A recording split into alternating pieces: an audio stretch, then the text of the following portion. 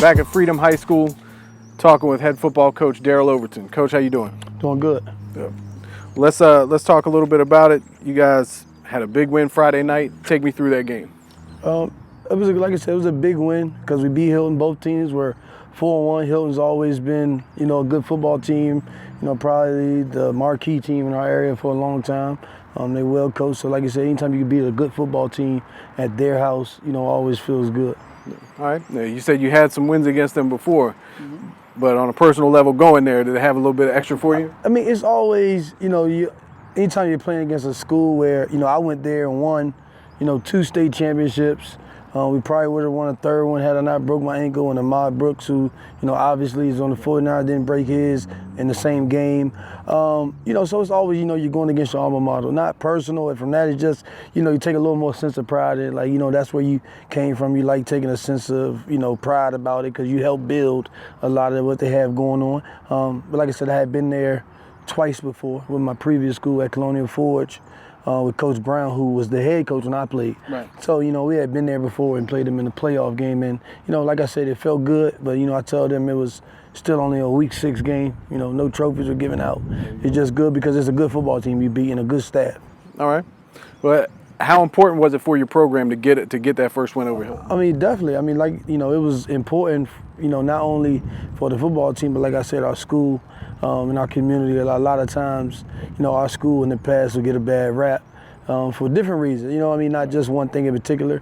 It kind of was a big boost for, our teachers, our administration, our students are, just as, as good as anywhere else. The teachers are working hard. Administration is, good just as like it is at Hilton or anywhere else. Our football team prepares the same way. So, it was big for all those reasons. Excellent. Well, you guys are 5-1 this year. 3-7 last year, but you won 8 games in a year and a half. They won 8 games in 4 years before you got here. Yes, sir. What did you have to do to kind of change the culture and bring your attitude coming into the school? Well, the good thing is when I got here, a lot of the guys that contributed right away were not directly playing on the varsity team. So what I mean by that, the year before I got here, they had lost 39 seniors. So obviously that's a big bulk of the guys that are playing. So a lot of the guys that I inherited right away were on freshmen, JV, a couple new guys that moved here. So, they didn't already have preconceived notions about what things should be like. They were very receptive. The biggest thing was just, a no excuse attitude. I felt like guys were making a lot of excuses before as to, why they couldn't be at practice or why they couldn't do this or why they couldn't get assignments done. And, I just preached to them from day one, just be tougher than your life, no matter what, be tougher than your life. I like that. And what kind of changes did you make? I mean, when you saw it and you got in here first day, what did you see right away? All right, as a program, we got to start to do this. The main thing was, hiring a good staff. That helped a lot. You got a good staff. The administration was key in getting the coaching staff, in the building for positions they qualified for. The one thing that I said, like I said, no excuses. The first day we had weightlifting, you probably had, a handful of guys there, 16 or so guys. And you're kind of like you're throwing a house party and you're just hoping people come to the house party. And then, talking about this off season, on Fridays, we practicing at 5 a.m. right here in this stadium. And you got, 40, 50 guys there. And then you're doing weight room and you got 30 guys there. So just changing the mindset that, be tougher than your life. Yeah. I don't, whether it's school, football, whatever, you got to be tougher than your life. Stop making excuses. If it's important to you, take care of it. So that's it. All right. Well, let's go back a little bit. You played at Hilton, but you coach here now. How did you get from point A to point B? Point A to point B, I mean, ever since I was young, I loved playing. And I was really a smart player, cerebral. Played at Hilton, like I said, under Coach Brown, who's now at Colonial Forge. Played in college, played arena football. Probably had more NFL trials than I wanted because that means I wasn't making it. But always was a smart player. I love the game. Preparing me to be a head coach, just being with Coach Brown. The last 6 years at Colonial Forge. Not only the football side of it, what people don't realize is, I share the office with them.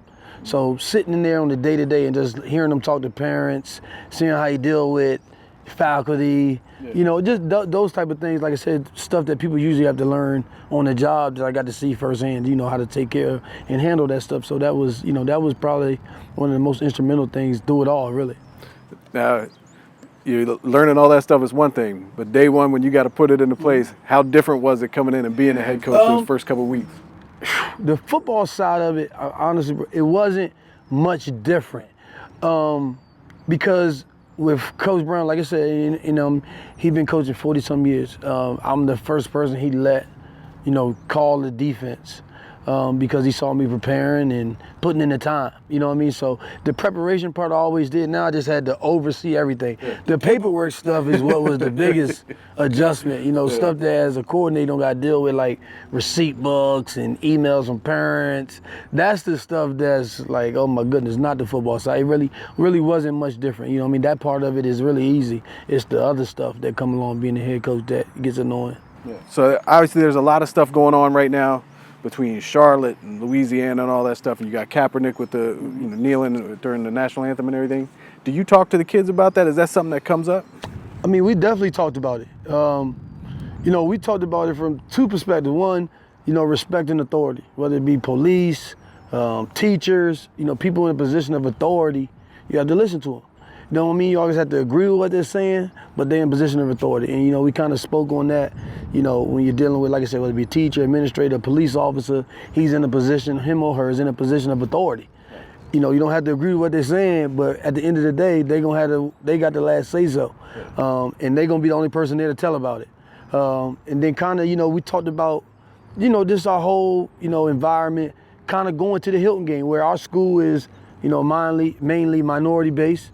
And, you know, Hilton is kind of diverse. You know, we talked about, like I said, when we say it was big for our community, that's kind of some of the things we talking about. We talked about not having an oppressed mind state. Just because you go to Freedom don't mean you can't have A's and B's. Don't mean that you're not as good as somebody at Hilton or Woodbridge or anywhere else. That's what they meant by that. That's what we mean by it was big for our community. Because like I said, we represent, you know, here, this is a minority school for the most part. And there's nothing wrong with that. It's just the outside, you know, perception of it. And like I said, and you don't want your kids to fall to that state of mind. You know, it's not where you at, it's where you going. So like we said, you know, I mean, nothing's wrong with being here. Success comes from here. My brother went here, plays for the Tampa Bay Buccaneers. So, you know what I mean? That's always a part of it. Honestly, it's funny that you brought it up all week. We talked about that, not having an oppressed mindset and, you know, taking care of business. Well, you got the bye week this week, and then you come back against Riverbend. They're tough. How much have you seen of them, and what's your preparation like going into this week? This week, you know, we just preach to the kids. You got to keep them on task. You know, with no game, you know, this week it's hard. You know, it's hard to get up. Keep them practice up. But Riverbend's been solid, been a good football team, you know, the past 2 years. They got some good players. They'll be a tough opponent. But like I said, we were preparing for them the same way we've been preparing for everybody else. We just got an extra, you know, week or 4 days to do it. We'll go scout them. This week we've seen them once more. We saw them live versus Massaponics early in the season. Like I said, we know what they bring to the table. And like I said, there's another team that beat us next year that, you know, we got to prove ourselves to them. All right. Coach Overton, Freedom High School.